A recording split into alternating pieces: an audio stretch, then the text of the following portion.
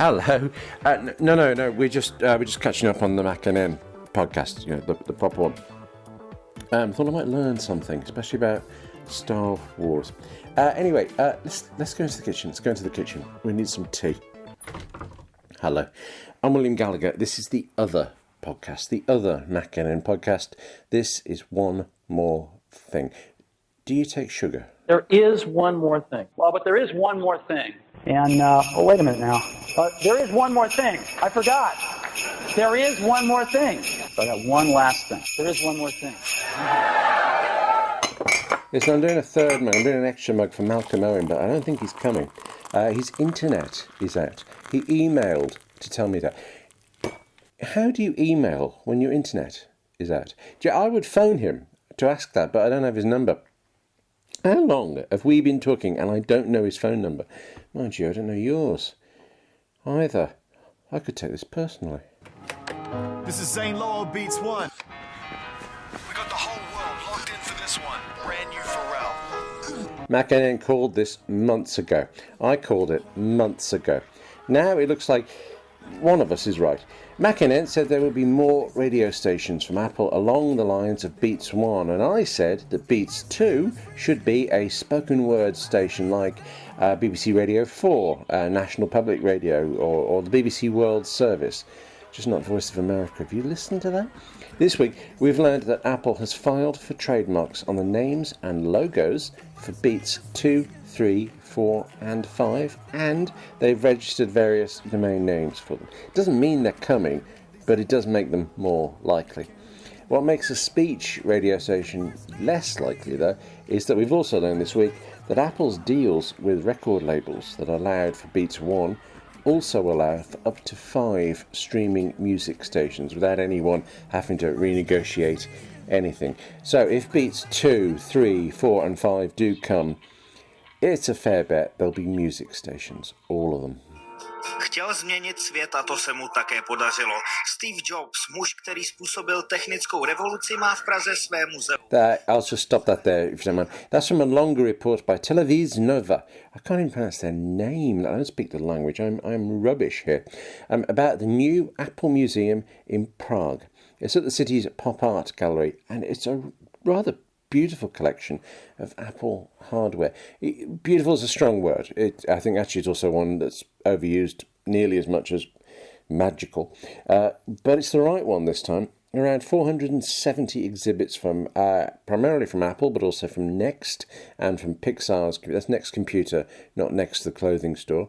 And Pixar, the history of those three companies, particularly the history of Steve Jobs and those companies, is just gorgeously displayed and annotated. If you do go to see it, it's in Prague near Husova and Karlova Street, and it's containing this trio of historic buildings. If you're not going, there is a chance that it will travel. Only a chance, because Prague talks of being the first city where you can see this. Whether you're going or not, do check out the official website, applemuseum.com. It's where you'll buy tickets, currently €11, or about $12, slightly over £8 sterling for adults. And it's where you will see a growing amount of detail about the museum and its exhibits. Not a huge amount yet, but enough to read. And they are promising an online shop, plus a whole section on the foods that Steve Jobs ate. Pořadatelé navíc výtěžek ze vstupného věnují na charitativní účely. Michal Čoudek, Televize Nova. Listen, the Apple Museum, clearly that's about the past. I should say it covers Apple and the other companies from 1976 to about 2012. But also, we're in between Christmas and the New Year, aren't we? MacNN has done loads about looking back over 2015. Let's just look ahead to what is definitely coming in the next 12 months. Not a prediction show, not a guessing show. I'm not looking at rumours for you. This is what is actually going to happen in 2016, starting with CES. At the CES press preview, CEA's Sean Dubravak talked tech trends for the upcoming year, and Gary Shapiro and Karen Chupka unveiled exciting highlights and announcements for the upcoming show. CEA also announced a new name for the Consumer Electronics Association. For a lot of thought and discussion, we are changing what we call ourselves. the Consumer Technology Association. The networking reception that followed featured more than 30 exhibitors, and 12 of those exhibitors were startups, further showcasing the continued growth of startup companies and entrepreneurs. From automotive technology to innovations in smart home, health, fitness, sports, virtual reality, and so much more, it's all here tonight at CES Unveiled New York, and there will be even more at CES 2016. CES, the Consumer Electronics Show.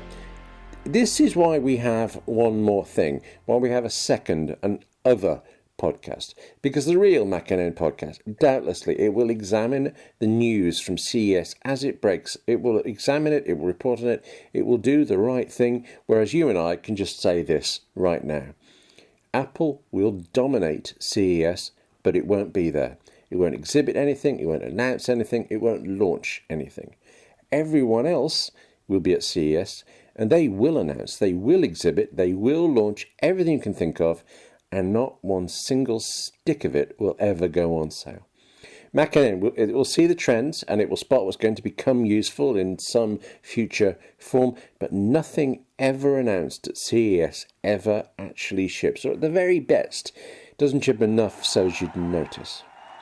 Whereas in March, we will get products, we will get announcements, and they will ship. Wow. Good morning.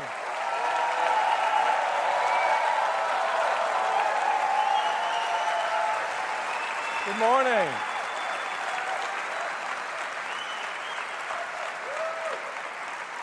Welcome. We have some amazing products to share with you. And we think at the end of the day that you will agree that this too is a very key day for Apple. I usually go through a few updates, but we have so much to cover today, I'm dispensing with those other than to tell you everything's great. Yeah, admittedly, we don't know what will be launched, though it's at the time. Then from April to June, it's before we get to WWDC and Tim Cook.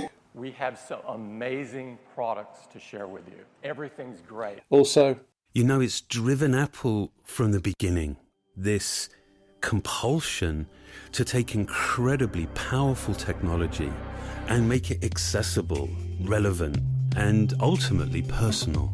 Though there's no way to guess what they're going to launch, though it's at the time.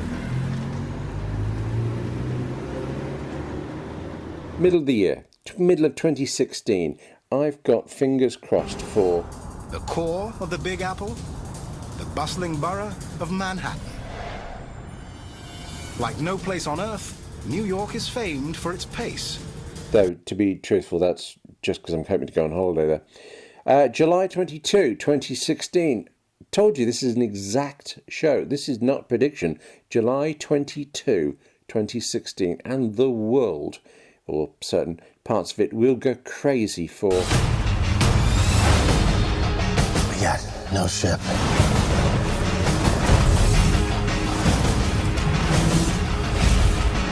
No crew. How are we gonna get out of this one? We will find hope in the impossible.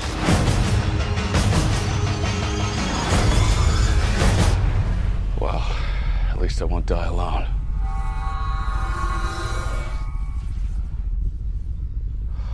Well, that's just typical. Whereas July 23, 2016, the world, or certain parts of it, will go crazy about how great and or dreadful Star Trek Beyond is. There is no connection with Apple, yet you know Apple news sites will cover it. There's probably a psychologically interesting overlap of interests there, but let's not press. Instead, August. My wedding anniversary. Also, I know this is going away from Apple, but it's also my wife Angela's wedding anniversary. I mean, come on.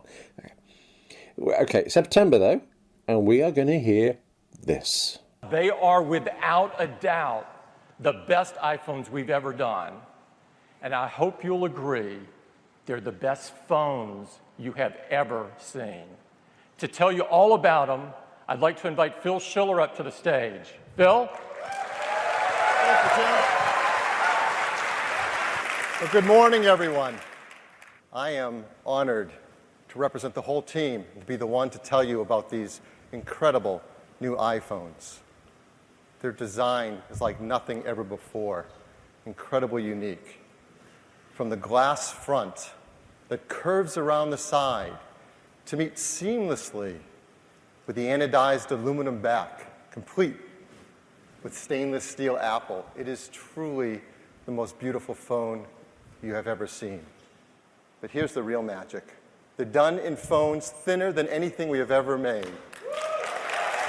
Yeah. The iPhone 7 and possibly variations thereof. Chance of it coming out pretty much 100%, as again, not a prediction show. This is reality and facts.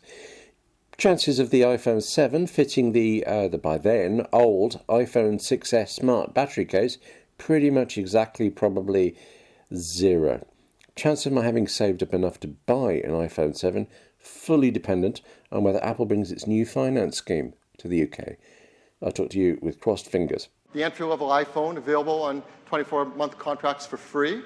iPhone 6 and 6 Plus are going to be $100 less expensive. We think there are a lot of customers that are going to be very excited about this. And the 6S and 6S Plus take their place at the top end of the line. Now, as we know, many customers now are not buying their phones on a 24-month contract. They're instead buying them with installment plans. So here's typical installment plans for these new phones. As you can see, and they will vary by carrier, prices begin as low as $19 a month and go up to $31 a month. So the simple truth is, on an installment plan, any iPhone you want is pretty affordable. So in addition to this pricing, we have one other set of pricing to tell you about for iPhone, and that is a great program starting in our Apple retail stores, starting first here in the US and then growing around the world. It's a program called the iPhone Upgrade Program. So if you're like me and you'd like to have a new iPhone every single year, this is the best way to do that. With the iPhone Upgrade Program, you can get a new iPhone every year. When you get it, you choose your carrier. It is an unlocked phone. It includes the AppleCare Plus program, and it starts at just $32 a month. And again, it's a 24-month installment, but you can get a new iPhone every single year. Chance of the iPhone 7 being my thingy of the year, by the way, for 2016, good. And I know that because the iPhone 7, you heard this here first, it will have 3D touch, or Force Touch, or whatever Apple's calling it that week, and it will have live photos, guaranteed. There's a chance there'll be some other things too, but the iPhone 7 will be my first chance to get those features. So, November, my birthday. Told you, this is precision news. There is no Apple analyst anywhere saying my birthday might go up to December. But grant you, it is far away from Apple stuff. Unless someone very lovely buys me an iPhone 7. So, yeah, okay, it could happen. Let's get back to Apple and the thing we know is happening. This time on December 16, 2016.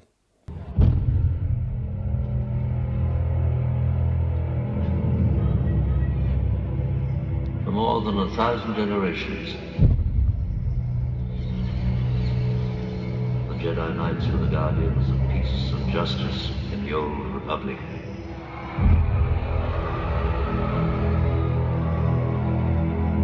Before the dark times, before the Empire.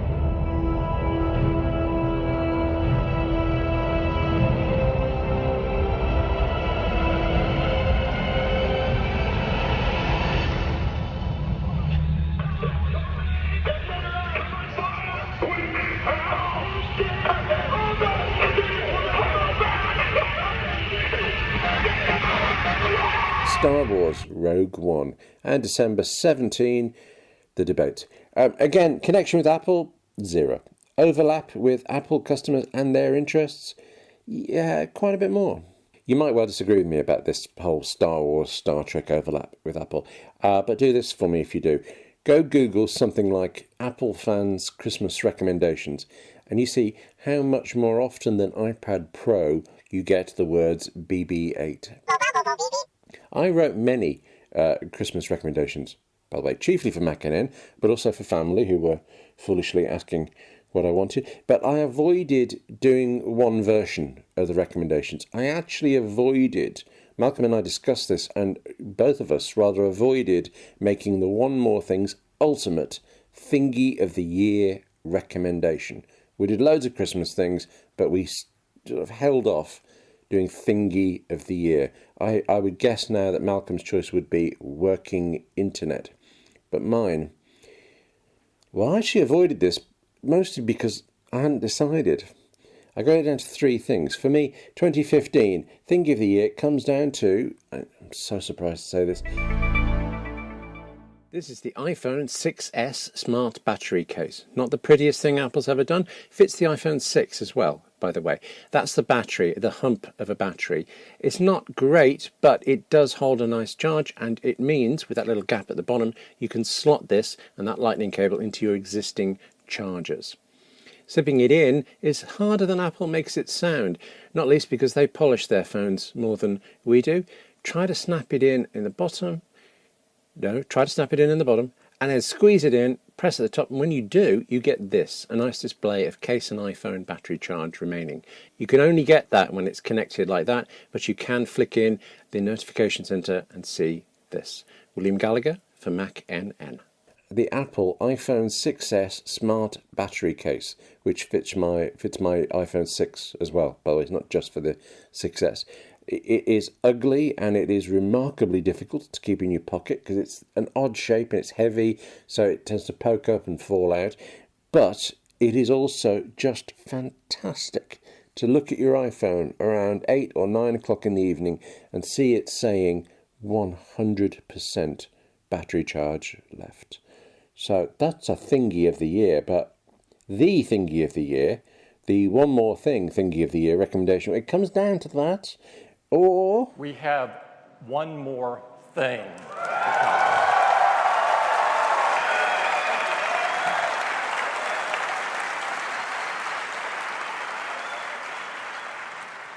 We love to make great products that really enrich people's lives. We love to integrate hardware, software, and services seamlessly. We love to make technology more personal and allow our users to do things that they could never have imagined. We've been working incredibly hard for a long time on an entirely new product. And we believe this product will redefine what people expect from its category. I am so excited and I am so proud to share it with you this morning. It is the next chapter in Apple's story, and here it is. Apple Watch is the most personal device we've ever created. We set out to make the best watch in the world, one that is precise. It's synchronized with the Universal Time Standard, and it's accurate within plus or minus 50 milliseconds. It's incredibly customizable, so you can find one that reflects your personal style and taste. Because you wear it, we invented new, intimate ways to connect and communicate directly from your wrist. And it works seamlessly with iPhone. And it's also a comprehensive health and fitness device. And surely it should be the Apple Watch that wins, surely. I haven't had a device, I haven't had a product, I haven't had a thing that has stayed with me this much and got used this much since the iPhone came out. Yet it's not my pick of thingy of the year. Honestly, I'm surprised. My own pick of the year for 2015 is... Next up is iPad. Yes.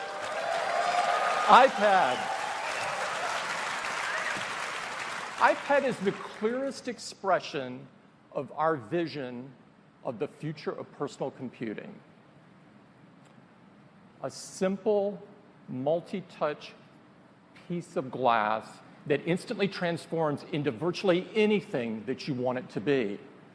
In just 5 years, iPad has transformed the way we create, the way we learn, and the way we work. We're partnering with the world's leading enterprise companies, IBM and Cisco, to redefine and transform the way people work in the enterprise. As we brought more and more capability and more power to the iPad, we've been amazed at the new and unexpected things that our customers have done with the iPad. So we asked ourselves, how could we take iPad even further? Today, we have the biggest news in iPad since the iPad.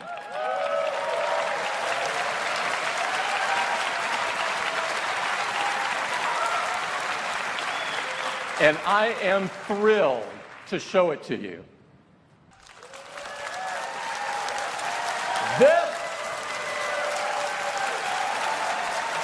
This is the iPad Pro. It's the most capable and powerful iPad we've ever created.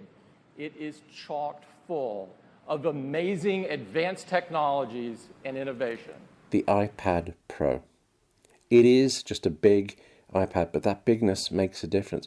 This is my system now. As much as I love and adore and hammer my iMac, it is the iPad Pro that I turn to. I no longer present from my MacBook. I do it from my iPad Pro.